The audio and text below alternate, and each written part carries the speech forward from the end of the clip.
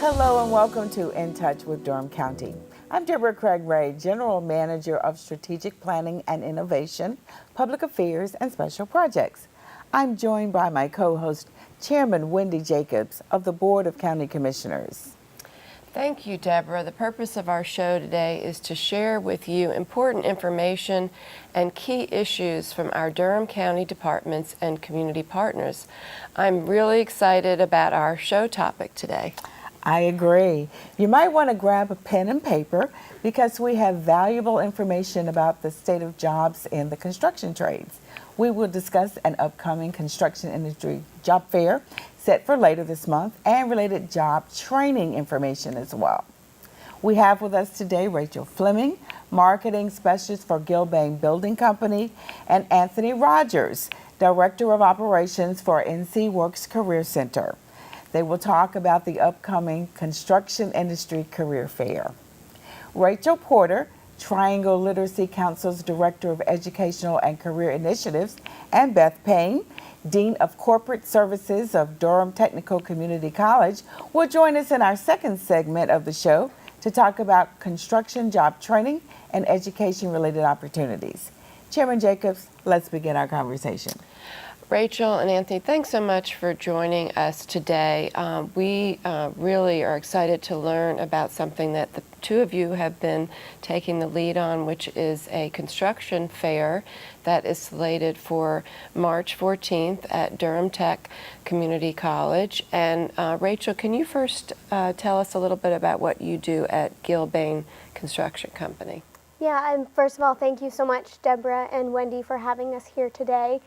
Gilbane Building Company, we're a construction management firm located in downtown Durham. We have clients across many market sectors, including municipal, higher education, K-12 schools, corporate, commercial, and the list goes on. What's interesting and important about Gilbane is that we're a true construction management firm and we don't self-perform our work. So our relationships with our subcontractors and trade contractors are really important to us. And as the marketing specialist for Gilbane, my role and focus is on building relationships in our community. Well, thank you. And Anthony, can you tell us about what you do at NC Works Career Center? Absolutely. Again, thank you for having us. The NC Works Career Center in Durham is actually a partnership of local workforce and development organizations striving under the same goal to assist individuals in becoming self-sufficient and obtaining employment. So my goal actually is much the same as Rachel, to build relationships in the community. That's building relationships with our employer partners, our training providers, our community-based organizations, and most importantly, our community, the customers that we serve. We provide job search assistance for individuals seeking employment, whether you're unemployed or underemployed, as well as services to our employer partners, that's recruiting efforts, training, and retention. Our center is located at 1105 South Briggs Avenue, within walking distance of Durham Tech, actually. Great. And so what kind of people come to the NC Works Career Center? Who uses it? Great question. Again, the unemployed, underemployed, youth, individuals 18 and over. We have several programs encompassed in the one center, whether individuals are recently laid off, those individuals that have a criminal background. We have programs for our seasoned workers, as well as our youth. So we see multiple individuals that cross the span from individuals graduating high school to PhD customers. So Rachel, can you tell us a little bit about what is the state of the construction industry today and the need for construction workers? So as we all remember from a few years ago when we went through the recession, unfortunately the construction industry did lose a few thousand jobs. As you look around you today, you can see there's a lot of construction projects happening. The issue is we don't have the availability of skilled labor to support those jobs. And the NC Department of Commerce, for example, has done some studies, and they've identified the construction industry as one of the fastest growing industries in the state and will continue to be so for the next few years. So the work is there, and we'll be continuing to build all throughout Durham and throughout the state, but we don't have all the workforce that we need on those projects. So what are we doing collectively to address the state of affairs? Collectively, what we're doing, a few different things, and part of why we're here today, and Anthony and I have started this partnership, there are a lot of discussions going on. Back in, I believe it was November, Wendy, when Durham Can had a neighborhood discussion about how the local workforce was going to be involved in the NC Connect bond projects, for example. So there's a lot of talk about what's going on, that there's a lot going on in the industry, but I don't feel like there's enough action quite yet. And we do have a lot of resources and different groups that are starting various initiatives. And what we need to do, and why Anthony and I came together, is we said, let's all come to the same table because we're all working for the same goal ultimately. Let's pool our resources and make some more action happen. And a key component of that is student outreach and developing that pipeline in high schools, in middle schools, in elementary schools, earlier and earlier, to share the benefits of the construction industry, the career opportunities. So that's another area that collectively we can all focus on, is getting that information out. So now let's talk about the upcoming construction industry career fair that's on March 14th that we referenced earlier. How did it come about? What's the purpose, and who should attend? You want me to take that one, Anthony? Both of you Go took a ahead. crack. Well, yeah. Well, it's actually really interesting. A rare event. We had an employer come into the center and basically ask, "How can I help you?" That employer was Gilbane and Rachel. And I say it's interesting because typically we seek out employers to ask, "How can we help you?" So this was a very interesting turn of events that Rachel reached out to ask, "How can we assist the community? How can we assist you with the work that you do?" Rachel had an idea to develop or create a construction career fair, and we said, why not? It's something that hasn't typically been done before, so let's consider looking at this to bring awareness, but also to connect our job seekers to the construction opportunities. So I think that, it's great to hear, Rachel, that you have done this type of outreach. It's great to see this type of partnership between Gilbane and NC Works. And as you've mentioned, Anthony, this is very unique in that we have not had if I'm correct, a industry-specific construction fair in quite a while. Is that right? That Yeah. is correct. All Although right. we've had numerous career fairs specific to employers, this is the first specific to an industry. So who can we expect to be at the construction fair, and who will be there? What companies? Who are they looking for? Who should we be really getting the word out and encouraging to come to this construction fair? Can you tell us a little more about that, Rachel? We've gotten a really great response from employers, and what's also great is we have employers from across the construction industry trades. So we have a really good variety of opportunities, not only with the type of work, but also the skill level. We have companies looking for anything from apprenticeships and internships to full-time skilled, full-time entry level, part-time. So there's really something for everyone offered on the employer side.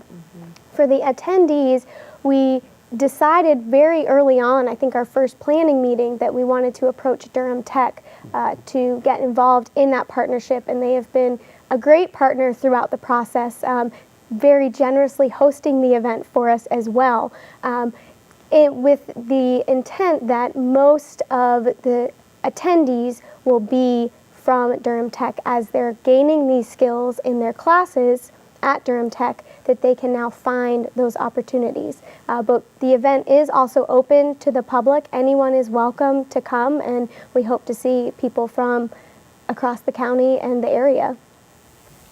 What type, so it's specifically, there's going to be a portion in the beginning that is just for Durham Tech students, alumni, and veterans, is that correct? But then the second half will be open to the public. Is that correct? Yes, Okay. yes. Typically, the services provided through the NC Works system offers what's called a priority of service to veterans. And what that basically means is our veterans and our servicemen and women are given first consideration towards program participation, employment opportunities, even those that are posted online. So in order to just remain consistent with that respect and that eligibility, we wanted to extend that to our veterans, but also our partner in Durham Tech. And we hope that it's a very busy event, and so we wanted to make sure there was time allotted for Durham Tech students, alumni, and veterans to have kind of a first priority access to the career fair before it's open to the general public. But those students can attend anytime during the event. Excellent. Well, very quickly, Rachel, what has been your role in helping to secure the vendors? On the vendor side, I was tasked with bringing in the employers who are interested. And the first step I took, as I mentioned earlier, we have lots of relationship with local subcontractors. So my first order of business was to reach out to all of them in the area, the ones that are currently working on our projects or have worked on our projects in the past, to let them know about the career fair and bring them in. But I have to say it was completely a team effort between some of our sponsors, as well as Mariah at Durham Tech, who's a professor there and has been helping with the employer relations as well. And Anthony, what have you done to sort of make sure we've got enough people at the event? Actually, recruit. Okay. And market. It's been an outreach effort with our partners at Durham Tech, our community organizations, our local churches, our trade schools, and just the community to seek out skilled workers and those interested in learning more about the construction industry. Well, very good. We're about out of time. Just very quickly, tell us one more time, what time is it, where is it, and what should people do? March 14th over at Durham Tech. The event starts at 4:30 and we run until 6 o'clock. And what building is it located in? It's in the Wind Center. Okay. So again, we want to thank you so much for what you have done in preparing this great event, and we really want to hear back from you how well it went. So we're going to transition now, take a quick break, and when we come back, we will talk with our next set of guests. We will hear more about training from Rachel Porter and Beth Payne. Quiet, please. Wait a sec. I'll take one. Oh yeah. All right.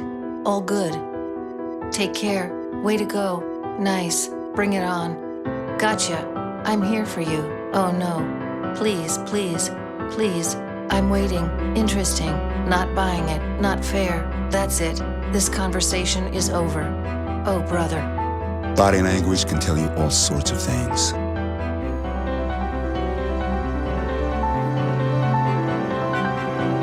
I'm having a stroke. I'm having a stroke. Know the sudden signs. Learn fast. F, face drooping. A, arm weakness. S, speech difficulty. T, time. Time to call 911 immediately. The sooner they get to the hospital, the sooner they'll get treatment, and that can make a remarkable difference in their recovery. Learn the body language, the sudden signs, and spot a stroke fast. Welcome back. We continue our show with more community partners and supporters of the upcoming Construction Industry Career Fair.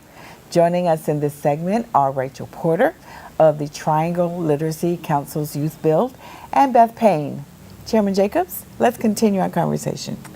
Thank you so much, Rachel and Beth, for being here with us today. And we'll start by asking you, Rachel, can you tell us about your role with the Triangle Literacy Council and the Youth Build program? Okay, well, thank you for having me. I am the Director of Educational and Career Initiatives for Triangle Literacy Council. So I work with all of our adult programming, which is really for anyone over the age of 16. And I am the Director for our Youth Build program. Our Bull City Youth Build is just getting started up. And we do have program staff that are working on that. And so I'm kind of the upper level of that program, and I have a wonderful team that is working with me. Well, great, and we would love to hear more about that today. And Beth, tell us about your role with Durham Tech. Sure. As Dean of Corporate Services, my team primarily works with local business and industry to do customized training for companies in our area. We're part of the continuing education division at the college, which includes a lot of our construction trade programming. So I'm very excited to be here, and thank you for having us.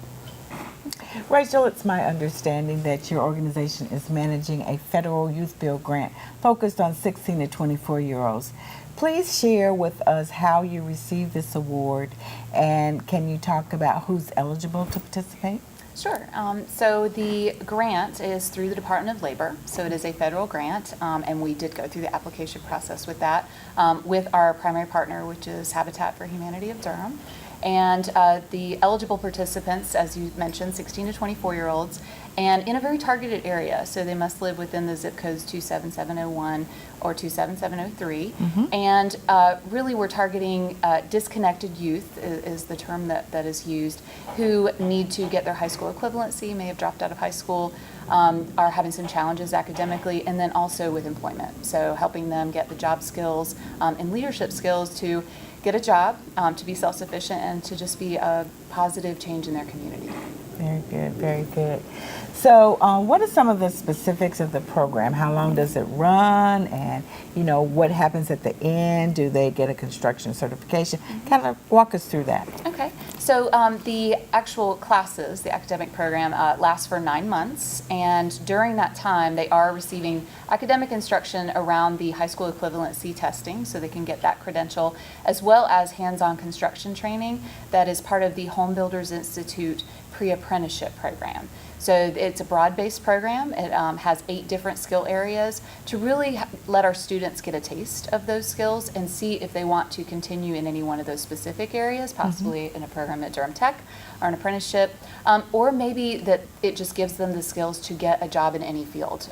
So we are focusing on that leadership component as well, and really helping them in a holistic way so that they become highly employable, not just in construction trades, but to get a really well-paying job that will sustain them in any field.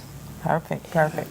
Now, Beth, Durham Tech has a well-known construction program for the trades, and again, these students get prepared for entry-level positions in a variety of areas. Please talk to us about that program. Okay. So our standard construction trades program, and again, it's a continuing education program, so students can mix and match the courses, but the standard sort of program of study is 5 courses. It's Carpentry 1, Carpentry 2, Blueprint Reading, Construction Estimating, and Masonry. And typically those are offered in order, so they can take 2 courses in the fall, 2 courses in the spring, and then the final Masonry course is offered during the summer semester. So that's sort of the standard program. We offer a lot of add-on courses if students want to take a welding class or an HVAC class. But I think the program that most people are familiar with is that construction trades certificate, and that's really the one that prepares students for, I mean, they really do go through the complete process of home building. So it's a pretty comprehensive program if they take all 5 courses. And Beth, I'm just curious, how long does it take to go through all of those classes to get the construction certification? You can complete all 5 courses in 3 semesters. 3 semesters, wow. So you could start, if you start in the fall, you would start with the Carpentry 1. I hope I get these in the right order. You could take the Carpentry 1 and Blueprint Reading. Then in the spring, take Carpentry 2, Construction Estimating, and then in the summer, finish up with Masonry. And do we know what the estimated cost is for that program? I can probably get additional information. Our registration fees for each individual course are on our website at durhamtech.edu.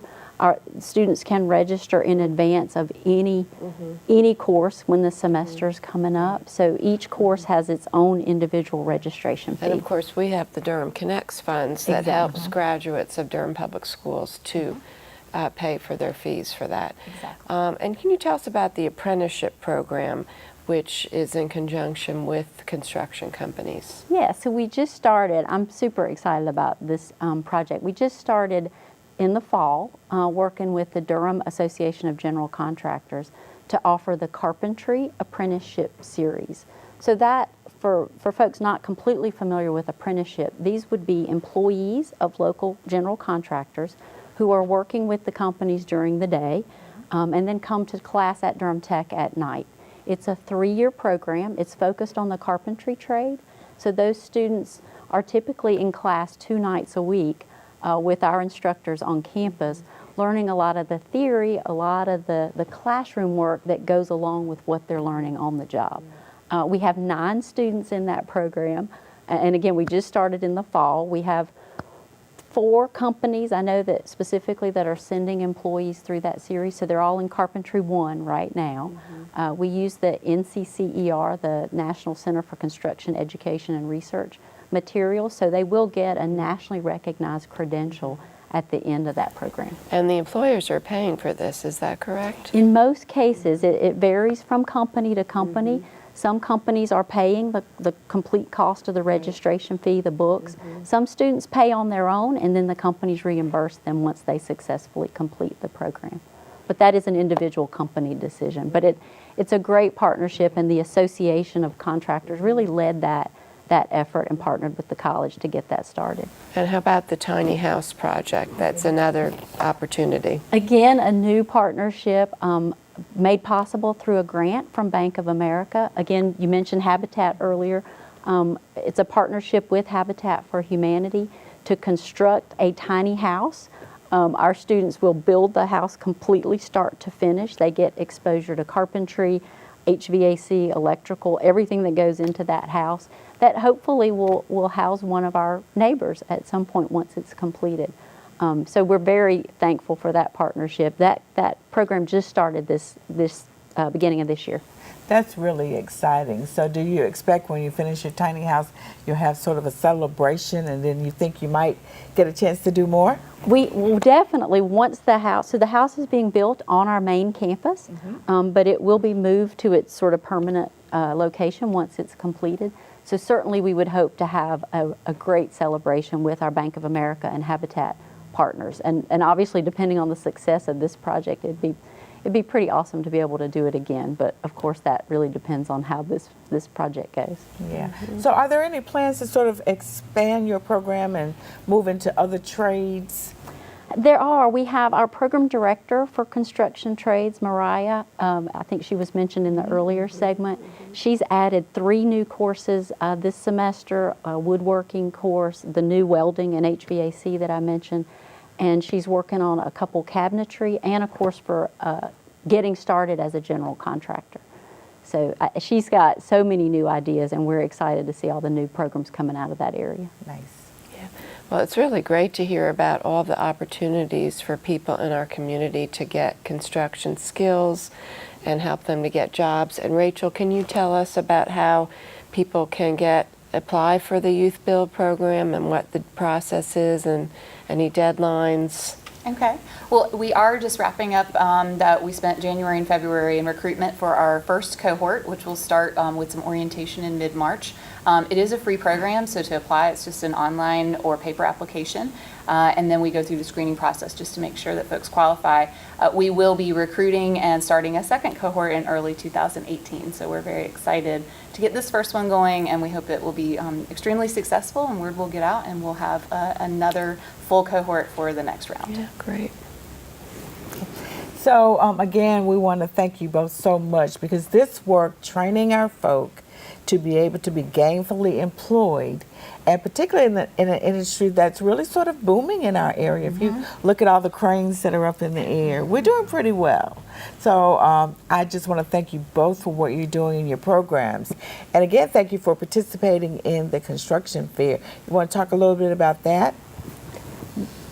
You go ahead. Well, the construction job fair coming up in March, as was mentioned earlier, will be hosted by Durham Tech on our main campus, and certainly is open to the public. They mentioned the employers participating, and again, just working with the General Contractors Association, we hear a lot about the need and the demand. So excited to get that visibility for the construction industry. Okay, well, I want to again thank you both, and we've had a really good show. Yes, absolutely. And before we end, could you just tell both of you how people can find out, for instance, more information about the classes at Durham Tech and about the Youth Build program? You want to start? Yeah, okay. Ours is really easy. All of our courses are online at durhamtech.edu. Most of them are, you can click directly on construction and industrial trades and find all of these individual courses.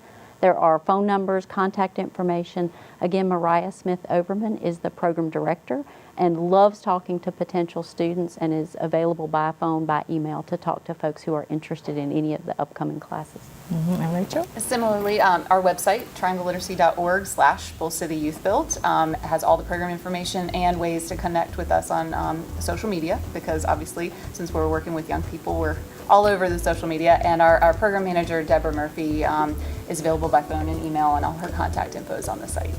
Okay, well, very good. We're going to post all that information on our screen as we end our show so that people can absolutely reach out. Again, thank you so much for joining us today. Chairman Jacobs, we've had a wonderful show. We have. It's been great. We're thrilled to be able to educate the community about all the opportunities and resources that are out there related to construction. So thank you again. Thank you for having us. And we will continue to stay in touch with great programs and services that our citizens can use to help improve their quality of life. Please join us next time for In Touch with Durham County. Cheers.